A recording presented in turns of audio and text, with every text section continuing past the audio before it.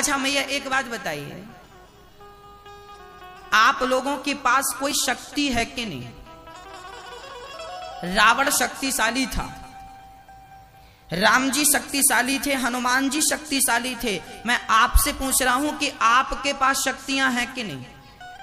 हाँ या ना जवाब दीजिए। हाँ मैया जी, आपके पास कोई शक्ति है? हाँ कि ना कि गोल गोल? हाँ, आपके पास कोई शक्ति है? नहीं है। दादाजी आप लोग बताइए, आपके पास कोई शक्तियां हैं? हाँ या ना? नहीं, ऐसा आप कह रहे हैं। देखिए आपका बुढ़ापा आ गया, पर सच्चाई यह है कि आज तक आपने अपने आप को नहीं पहचाना। आप मनुष्य हैं, मनुष्य पहचानिए अपने आप को।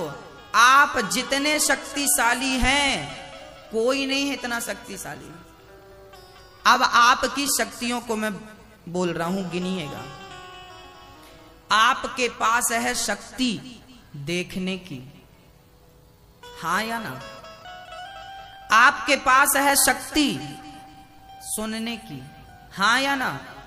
आपके पास शक्ति बोलने की, हाँ या ना?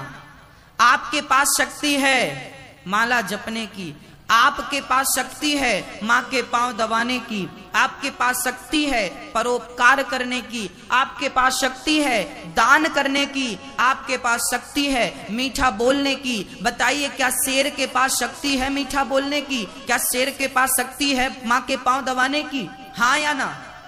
शेर जितना पावरफुल है उससे करोड़ों गुना पावरफुल आप हैं। लेकिन बुढ़ापा आएगा, मर जाओगे, आपको पता ही नहीं चलेगा कि आपके पास शक्तियां जो थी वो किस लिए थी। आपके पास कितनी शक्तियां? आपके पास सबसे बड़ी शक्ति ये है कि आपको सही और गलत की परख है, हाँ या ना? शेर को सही गलत की परख नहीं है। आपको कपड़े पहनने की परख है, क्या पहने क्या ना पहने। क्या शेर को ये है बुद्धि? इसका अर्थ है कि 84 लाख योनियों में सबसे ज्यादा शक्तिशाली ईश्वर ने किसी को बनाया है तो इंसान को। और मैं आपकी एक बहुत बड़ी शक्ति का उल्लेख करने जा रहा हूं, वर्णन करने जा रहा हूं कि आपके पास इतनी बड़ी शक्ति है कि आप उस शक्तिमान, उस परमपिता परमेश्वर को अपनी भक्ति की शक्ति के बल पर उसको सामने खड़ा कर सकते हैं। यह शक्ति आपके अंदर है।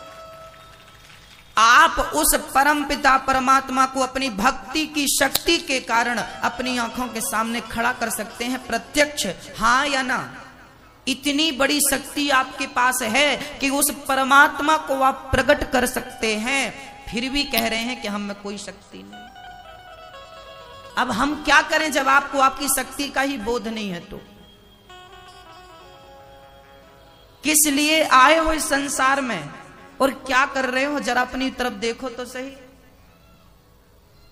84 लाख योनियां हैं और उनमें से किसी भी योनि में, कोई भी योनि से ईश्वर को नहीं पा सकता। क्या शेर भगवान को पा सकता है? क्या गधा भगवान को पा सकता है? क्या कुत्ता भगवान को पा सकता है? क्या बिल्ली भगवान को पा सकती है? क्या मछली भगवान की कथा सुन सकती है? केवल आप ईश्वर को पाने की सामर्थ्यता रखते हैं। और ये मानव का तन पाकर भी गोविंद को नहीं पाया। तो मुझे लगता है कि आप जैसा, हम जैसा मूर्ख इस सृष्टि में कोई नहीं होगा। मानव का तन पाकर भी गोविंद को नहीं पाया तो क्या पाया भाई? हाँ, लोग कहते हैं नैनीताल जाओ तो नैनीताल जाकर तालाब जरूर देखो।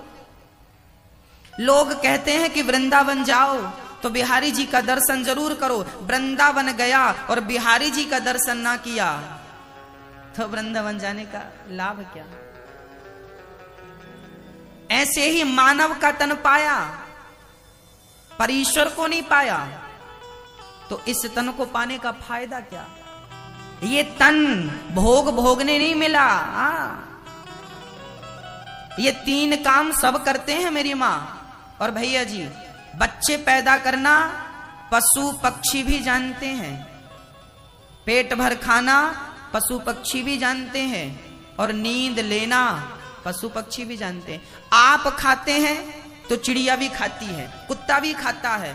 आप सोते हैं, चिड़िया भी सोती है, कुत्ता बिल्ली भी सोते हैं। आप बच्चे पैदा करते हैं तो कुत्ता बिल्ली भी बच्चे पैदा करते हैं।